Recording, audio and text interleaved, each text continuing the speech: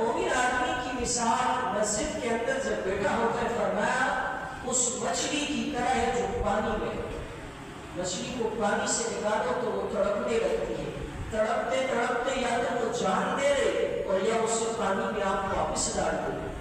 فرمایا رجل قلبه معلق فی المساجد، فرمایا تیسرا وہ شخص جو قیامت کے دن اللہ کے عرش کے سائے میں ہوگا، فرمایا وہ شخص کہ جس کا دل اللہ کے گھر مساجد کے ساتھ اٹکا رہتا ہے۔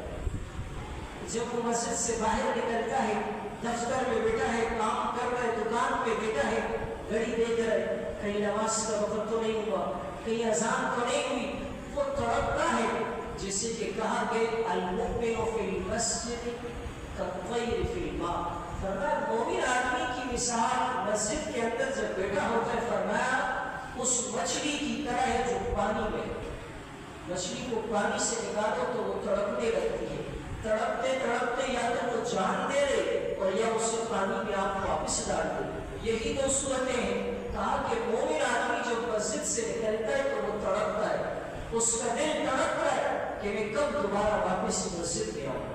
مسلمانوں یہاں پر ہم اپنے ایمان کا محاسبہ کریں کہ آج ہمیں مساجد کے اندر سکون زیادہ ملتا ہے یا مساجد سے باہر سکون زیادہ ملتا ہے۔ اگر ہمیں